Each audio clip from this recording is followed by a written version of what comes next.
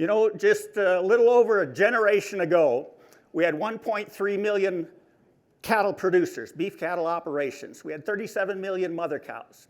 We had 113,000 independent family-sized cattle feedlots scattered all across America. We had just less than 1,500 federally inspected meat plants, and the four largest packers controlled about 36% of the marketplace. And I say just a little over a generation ago, I know that because I was ranching at the time in 1980 when all of this was true. Now fast forward to today. We wiped out over 500,000 beef cattle operations, over 544,000 operations gone today. We've eliminated nearly 7 million mother cows from the beef cattle herd, and we've lost 75% of those independent family-sized cattle feeding operations across the United States. We wiped out over half of all federally inspected meat plants, and we now have 4 packers controlling 85% of the fed cattle market. What we've described is the shrinking of the competitive infrastructure of the U.S. cattle industry, the infrastructure necessary to sustain competitive market forces if they even existed in the marketplace today. That's what's occurred as a result of concentration and something else. It was the concentration that has eliminated these opportunities, but it is globalization that has really stunted the opportunity for the U.S. cattle industry to continue to grow and to attract aspiring cattle farmers and ranchers into this industry. Your children, your grandchildren, theirs. You know, we go back, we look at this. You go back to that 1980, and at the time, the cattle producer, if you look at the chart on the left, the cattle producer in the live cattle supply chain received 63 cents of every dollar that consumers spent on beef. And the meat packers and the retailers shared in 37 cents. That was 4 decades ago. Fast forward to today, and it's a complete reversal. Now, the packers and the retailers share in 63 cents of every dollar consumers spend on beef, and the producer along the live cattle supply chain shares only 37 cents. How in the world did that happen? Let's look at globalization. We've never seen so much attention being focused on concentration in the industry. 4 packers controlling 85% of the marketplace. They've exploited cattle producers on one end of the supply chain and consumers on the other.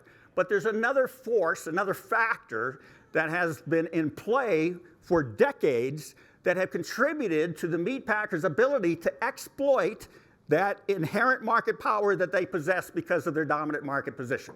So let's look at where globalization started. It started after World War II.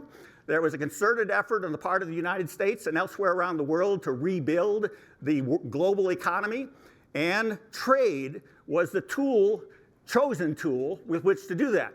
So we entered the 1947 General Agreement on Tariffs and Trade, and there's been several rounds since then. The first was the significant one was in 1979. We had the Tokyo round of this overall global effort to address tariffs and trade.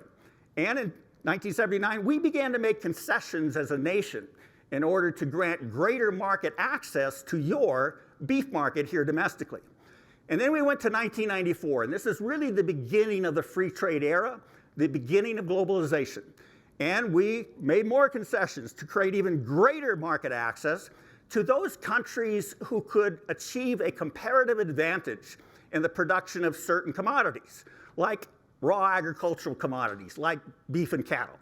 And we imposed very low tariffs and very lenient import quotas and quotas on beef in order to attract more and more imports into the United States. Now, we had some expectations back in 1994, and those expectations is that we would see a rapid growth in beef exports from the United States of America to around the world. And in fact, we expected the imports to increase by only 6 to 10%, but the exports were going to increase 10 to 14% by 2005, just a little bit less than a decade. But instead what happened was imports ballooned. They skyrocketed, increased by 35% within a decade, and the exports actually declined by 29% at the time. And there were further expectations as to how this would impact the U.S. cattle producer. They actually expected that year-fed cattle prices would increase about $5 a hundredweight over and above what they were during the 1990 to 1994 period. At that time, your average fed cattle price was $75 a hundredweight. Expectations were by 2005, you would see an increase above that $75 a hundredweight. But it wasn't until the anomaly that occurred in 2003 when Canada detected its first native case of BSE, and as a result, the United States closed its market, and we shut off a relatively small volume of imports coming into the United States, but it had a tremendous impact on your marketplace. It unleashed the competitive forces that remained in the marketplace, and you, for the first time in history, saw your fed cattle prices jumped over $100 a hundredweight that year. So what happened under the policies that were adopted under the 1994 Uruguay round, the initiation of this free trade ideal, was that the volume of beef imports grew far faster than exports. The United States was becoming awash in imported product, and as a policy position, we attempted to help these developing countries to increase market access to the United States, the most lucrative beef market in the world, and we accomplished that. And even though we did not achieve any reciprocity, we never changed back. We continue to have the most lenient and open market in the world, continuing to attract more and more imports. But in 1994, under the Uruguay round, that was when the World Trade Organization was soon to be established in 1995. And the United States entered this World Trade Organization and embarked upon a concerted, systematic course in order to attract more and more imports into the United States. And in order to accomplish that, we had to lower our standards because the United States was producing the best beef in the world under the best of conditions, and the reason we were doing that is because we met the highest health and safety standards the world over, but the other countries couldn't comply. They couldn't meet those standards. So what did the United States do in its infinite wisdom in order to achieve the objectives of the WTO to attract more imports into the United States? We lowered our standards. The first standard we lowered is we no longer required countries to meet a food safety system standard that was at least equal to the United States. Now it only needed to be equivalent to that of the United States. We ceased doing monthly inspections of foreign meatpacking plants because we viewed that to be a violation of our obligations under the World Trade Organization. Now, as Dr. Thornsberry indicated earlier, we're lucky to have an inspector in a foreign plant once a year. They're only conducting periodic plants. This was the beginning of regionalization. Countries that, unlike the United States, did not invest the capital and the time and the resources in order to eradicate and control pernicious diseases within the cattle herd, we made that investment. Other countries didn't. We said, well, we'll carve out an exception for you. So no longer, if you have a pernicious disease, foot and mouth disease, BSE, tuberculosis, brucellosis, if you have these diseases endemic in your country, we'll just find an area in your country, within your country, that we can claim to be free of those diseases. And you can continue to export beef from those countries to the United States, and we'll call it even. That was the beginning of regionalization, started in about 1997. And then we became completely dependent on the scientific expertise of the World Trade Organization to establish the policies that the United States government is supposed to enforce to protect you and your cattle herd against the introduction and spread of foreign animal diseases. Now we just rely on the WTO, whose goal, of course, continues to be to facilitate more and more imports into the United States. So what's driving this? What's driving this free trade model? Again, we have a kind of a short stop, half halt, if you will, with respect to concentration. Suddenly, there's considerable awareness over the problems associated with a highly concentrated industry that is controlled by a handful of oligopolists. But in the trade side, we continue to have dinosaurs that continue to believe that if we eliminate tariffs, if we eliminate quotas, if we eliminate tariff rate quotas for beef, that will increase trade, and the United States will increase its prosperity, and U.S. cattle producers would benefit under this policy. That continues to drive the free trade model. And there's this, and this is from the U.S. Department of Agriculture, because they know they are approving imports into this country that have a higher risk of introducing foreign animal diseases. They know they're doing this, but they have a reason for doing it. The reason is to the extent that these imports will broaden the choices to consumers and lower the price to consumers, then the consumer welfare benefit that would be derived from the policy decision will outweigh the losses to independent cattle producers for the financial harm that you will suffer. That's how the United States Department of Agriculture approved back in 2013-14 timeframe the reintroduction of Brazilian beef, even though foot and mouth disease remains endemic in Brazil. It's also how they approved Argentinian beef. It's also how they approved other beef. They have focused on this consumer welfare model that's an abject failure, and as a result of focusing on that, they've lost sight of the fact that what's most important to the United States of America is its ability to continue to feed its people, to produce an affordable, abundant, and safe food supply, and to continue to strengthen and have an economically viable domestic supply chains in the United States. We've lost sight of all of that in pursuit of cheaper products for consumers. And as you watched the marketplace for the past 10 years, you know that's not true. That is, even with these record imports, consumers are paying super inflated prices for beef, and you're receiving depressed cattle prices. So how are these imports impacting your industry? Because there's a variety, your industry is unique, because not only are you competing at just the retail level, as Tracy Hunt indicated, at one time we had a competitive marketplace where there was competition within each segment of the supply chain, cow-calf producer, backgrounder, stocker, feeder, to the packer. There used to be competition there. Well, now we've introduced imports in the form of lightweight cattle, most of the coming out of Mexico, comes right into the cow-calf sector at the base of this triangle.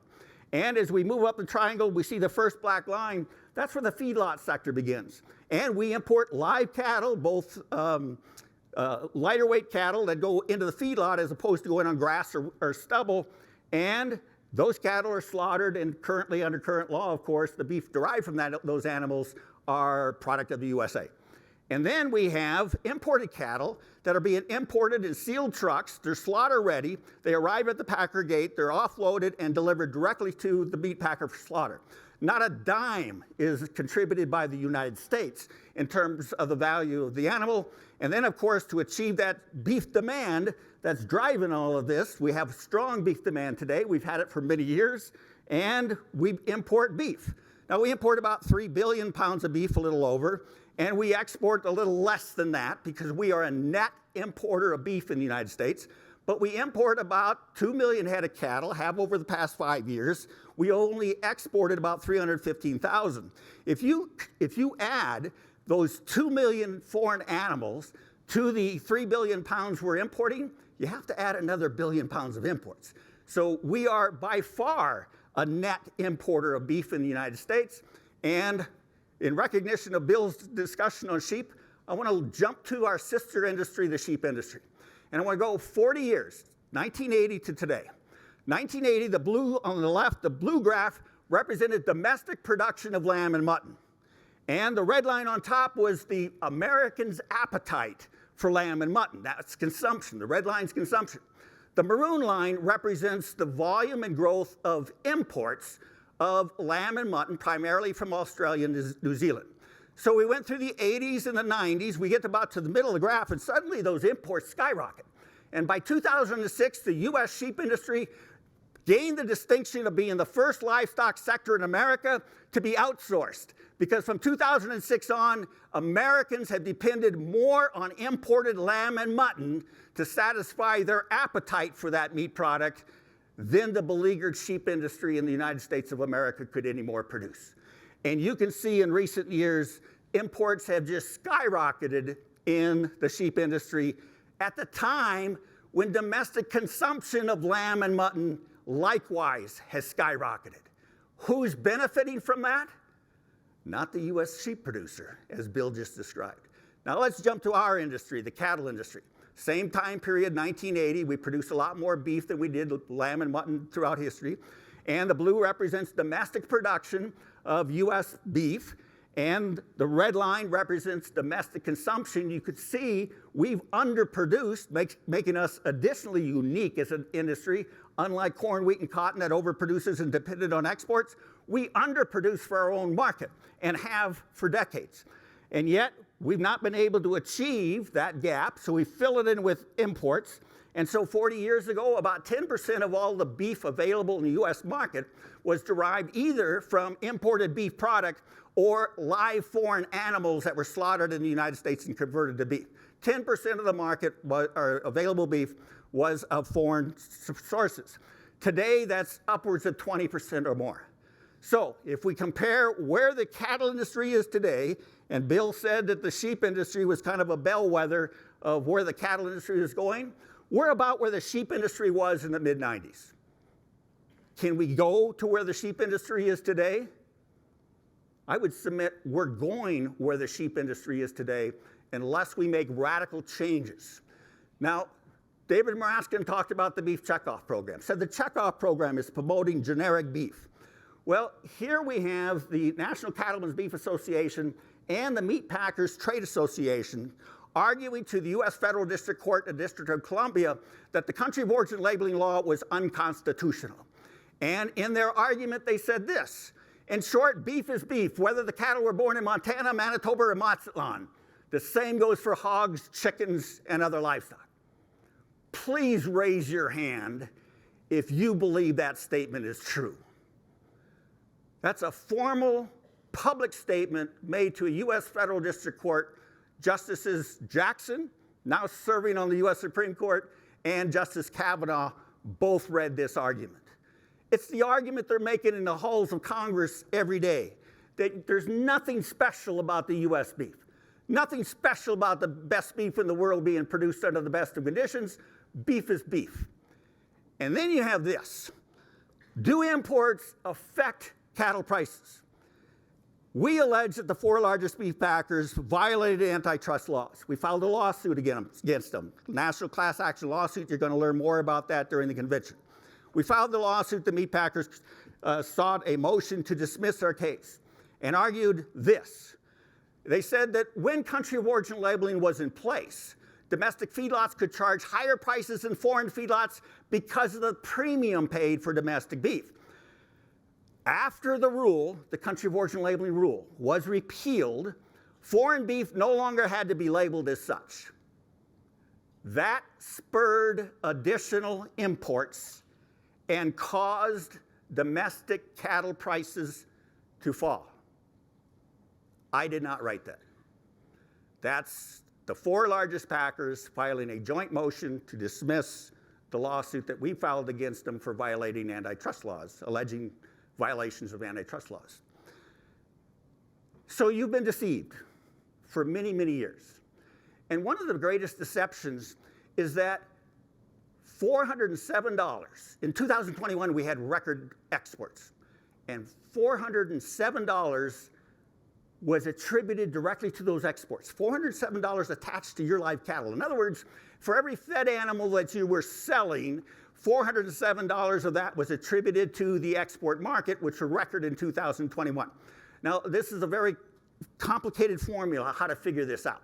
They take the total export value, over $10 billion, and they divide it by total slaughter of fed cattle in the United States, just under 26 million animals. That's how you arrive at $400. And they've been telling you, this is why you have to stay the course, ignore the imports, focus on exports, because the exports are adding $400 and some to the value of every head of animal that you have. Is there anybody in this room that has not heard that? So, if that's true, if all you have to do is divide the total value of exports by the number of animals slaughtered in the United States, does that really tell you the contribution that the exports make to your cattle? Now, you sell cattle, not beef. Now, we're talking beef sales exports. So if that's true, though, then it also has to be true that if you divide the total domestic beef value by the total fed cattle volume, then you can arrive at the contribution that the domestic market makes to your fed animals, right? If one's true, so too does the other have to be. Well, if you make that calculation, then you are receiving over $4,700 per every fed animal because of the sales in the domestic cattle market. Are you receiving that? How many of you will receive $4,700 for your 1,300-pound fed steer? No, this is a bogus argument. It's propaganda, pure and simple. It's designed to convince you to stay the course, to do nothing different than what we've done. And when I said they're telling you that this adds value, at a U.S. International Trade Commission hearing, the NCBA representative said this, because at the time they were arguing $320 based on total volume of value of exports versus the number of cattle that we were slaughtering. They said $300 per head is attributed solely to exports. And exports contribute $320 in value to every cow or every steer that, and Kelly Sullivan said, I sell for that matter. You've been deceived.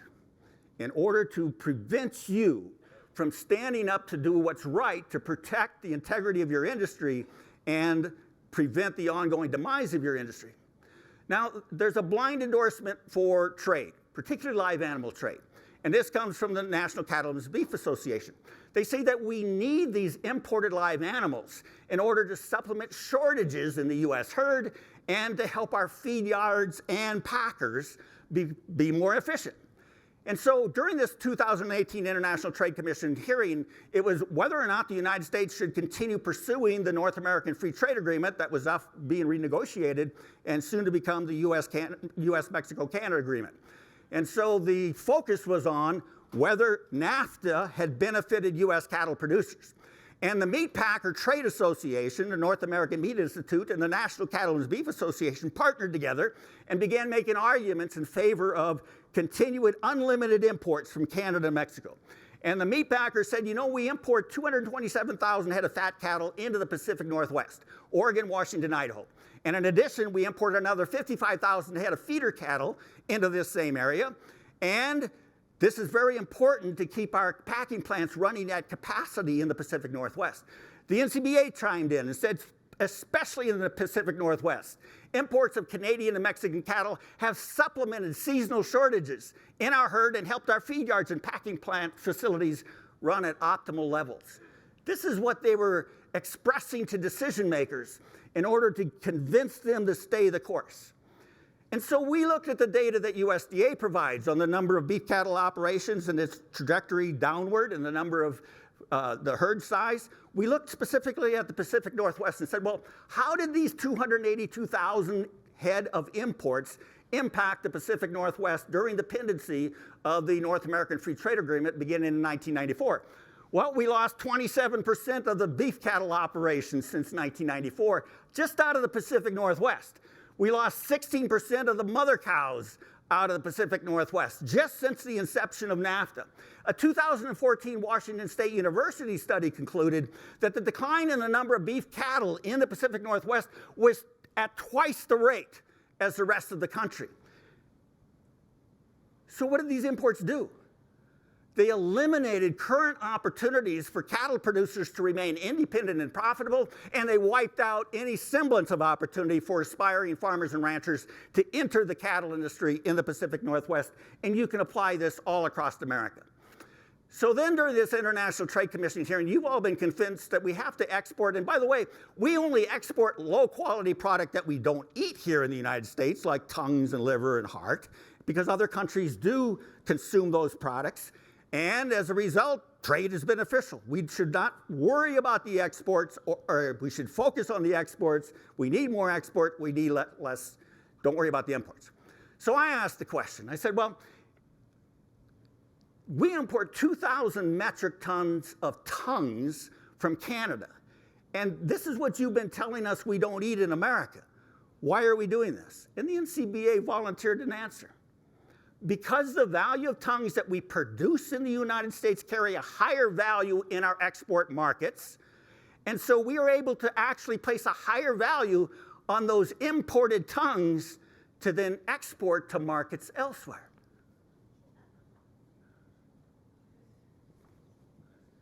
Did this just say if they put a product of USA label on it, they make more money?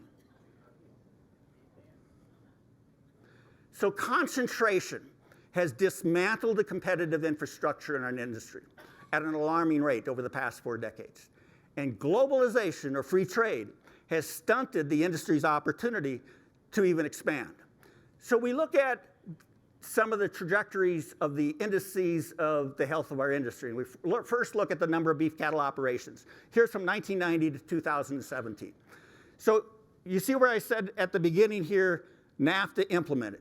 The expectations when NAFTA was implemented, that is, we would expand beef export marketing opportunities, we would increase beef demand, and we would grow prosperity for our independent cattle farmers and ranchers. That was the expectations. Look at the results. Downward trend. We've lost over 20% of the remaining cattle producers, beef cattle operations just during that period. We look at a mother cow herd. Again, 1994. We entered the North American Free Trade Agreement thinking that this would expand our opportunities and bring prosperity to our industry, and instead we've seen a trajectory, a downward trending trajectory. We look at the returns to cattle feeding in the United States. This goes from 2000 to 2021, May of 2022. And what this chart shows is the returns to cattle feeding are on a downward trajectory and have been for the past 3 decades. That's contrary to the expectations of what we were told as an industry why we should support the North American Free Trade Agreement, which was the poster child of globalization and free trade. And then we look, of course, at the return of the consumer beef dollar to you, downward trajectory. So these are not isolated situations. These are not weather-related anomalies. This is an industry trend that's been going on for decades. This is a downward trajectory, and we can predict your future. We can predict about where you will be 10 years from today if you don't change the direction of this industry right now. We know the outcome. You know, we actually import more beef and cattle, converted all to cattle, than the meat packers purchase in the cash market on a volume basis. Now think about that. So about 20% of the cash, or 20% of the packers' volume is purchased in the cash market. 80% is purchased in the forward formula contract market. And yet more than 20% is purchased as imports and not discussed in this discussion about how the shrinking of the competitive cash market has adversely affected your industry. And then we look at the relationship between import flows and fed cattle prices. And we go back from 2015 when you saw the inexplicable collapse in fed cattle prices. That's 2015 all the way through October of 2016. Then cattle prices tried to rally in 2017, and then it just stair-stepped downward until recently in 2021, and cattle prices have struggled to recover. But look at the relationship with the monthly volume of imports coming into the United States. So does that mean I'm 836 over, or I have that much time left? Okay, so what we see is this relationship, this correlation between rallying cattle prices and sudden increases for multiple months in the volume of imports. So you see cattle prices attempt to rally, and you see consequently an increase for multiple months in the volume of imports. And this happens each time cattle prices started to rally. And we see that now in this long struggle for fed cattle prices to pick up steam and to come even close to where you were in 2014, early 15, we see near record volumes of monthly imports coming into this country. Now, Senator Rounds and Senator Smith sent a letter with about over 20 other congressional members to our U.S. Attorney General and argued, or at least pointed out, this correlation. That doesn't this seem odd, and shouldn't this be investigated? Why is it that every time cattle prices try to rally, we'd see a responding sudden increase in the volume of imports coming into the United States? And then we look at, well, how have we done over the past 30 years? You've been told how beneficial beef exports are to you. So here's over 30 years of data going back to 1990, and the blue represents on an annual basis the beef and cattle imports in the United States. This is beef and cattle and variety beef and processed beef. And so the blue represents the imports coming into the United States. The maroon represents your exports. And sure enough, as you've been told, exports have risen until this anomaly in the mid-2000s because of BSE in Canada, but then we quickly recovered. So exports indeed have grown, and exports indeed have met record levels in 2021. But as the volume of exports grow, our volume of imports continue to outpace them. And as a result, we continue to be burdened with a horrendous trade deficit in our industry in the trade of cattle, beef variety meats, and processed beef. This is the United States trade with the rest of the world. But now let's look at the United States trade just with our partners, neighboring partners, Canada and Mexico. This is the same chart for the same period. But look at the volume of imports of beef and cattle and variety meats and processed beef from just Canada and Mexico versus our exports, the reciprocal trade issue, our exports to Canada and Mexico. It's more than a 2-to-1 advantage. And look at the horrendous, this is $2 billion. This is $2 billion in trade deficit that we are experiencing each and every year. So let's say that we're making gains in Japan and South Korea and Singapore and some of these countries that do not themselves have significant beef production. Let's say that we are in fact competing or marketing our beef into those markets, and if that's true, if these markets are so valuable, why aren't we benefiting as an industry? Why in 2018, when beef demand increased by 15% and exports were at then an all-time high, why were you rewarded with cattle prices that were 5% less than what they were the year before? You haven't been benefiting from these so-called beneficial exports that you've been supporting. Well, if we look at this trade balance with Canada and Mexico, it's pretty clear, is that we have such a horrendous deficit in our trade with Canada and Mexico that we need the rest of the world, we need the Japans and the South Koreas just to break even. And we've not been successful in doing that on a volume basis. And so if we look at this on a value basis, and they say, well, we're really talking value. And so it's the value that's most important. So in the value, on a value basis of beef exports, the results are mixed. So here would be deficit years, and here would be surplus years. So in 2021, with the record exports, in terms of value of beef sold and purchased, we were actually in a small surplus position. But this brings us back to the $407. Are you receiving that based on that value? And the answer, of course, is no, you are not. And so if we look value-based just with Canada and Mexico, so we're comparing apples to apples on each of these, talking volume or value. If we look at Canada and Mexico, we see that, oh, there we go.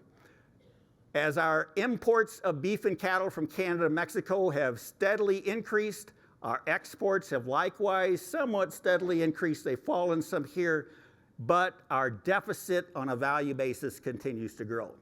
So the trade with Canada and Mexico, the poster child of the globalization and free trade model that we are pursuing, suggests to us that as a result of this model, we are undercutting our ability to actually benefit from exports, because exports should benefit your industry. They should increase demand for your product. They should provide greater market access globally for a product that is coveted the world over, but you're not benefiting from it, and you're not benefiting from it because of the combination between concentration and globalization, or free trade. So what's the solution? It's the same solution we've been pursuing for a long time. Number one, we must distinguish your superior product at the grocery store level so consumers can choose to support the American cattle farmer and rancher, or choose to purchase beef produced under the most stringent health and safety standards in the world, or choose to support America's economy by supporting the domestic supply chain. We must give the consumers at least those three choices. They cannot affect those choices unless we first distinguish your product with a label that distinguishes where the animal from which the beef was produced was born, raised, and processed. And so this guy from Montana is having a heck of a time with this thing. All right. Number one, we've got to restore mandatory country of origin labeling for beef. It's Senate Bill 2716. It's House Bill 7291. This will restore mandatory country of origin labeling for beef within a year, or in a year at the most. And this is absolutely critical if you are going to compete against this growing volume of cheaper imported products that is entering the United States every day. Second thing we need to do is we need to restore those weakened import standards. The standards that we weakened back in 1995 in order to comply with the World Trade Organization's objective to try to facilitate more imports in the United States, even though if it increased risk of human safety, human health, and particularly animal health. And third, we need to revisit tariffs. You know, tariffs have been used as a method of achieving reciprocity in trade. If a country doesn't reciprocate with the United States, like Australia and Brazil doesn't, we should be using trade or tariffs as a trade tool in order to persuade them, at the very least, to let us operate on a level playing field. But the second thing it is we need to use these tariffs in order to strengthen our domestic supply chain, the supply chain that has been dismantled in terms of our competitive marketing infrastructure for the past 4 decades. And finally, America has woke up to the fact that our food security is vulnerable. In 2020, when they went to the grocery stores, and the first time in history, they could not buy the protein they needed for their families, that was a wake-up call. And somebody is responsible for answering to that. Who is that? Are we going to rely on the government to respond responsibly to the consumer's concern that our food safety is now at risk, our food security is at risk? Are we going to rely on the government? We're going to rely on some conventional farm organization that's brought us here to where we are today? Folks, that's why you're here. This is your responsibility. We have to fix this. We have to fix this for ourselves, for your children, and for your grandchildren. And if you don't do it, it will never get done. With that, thank you.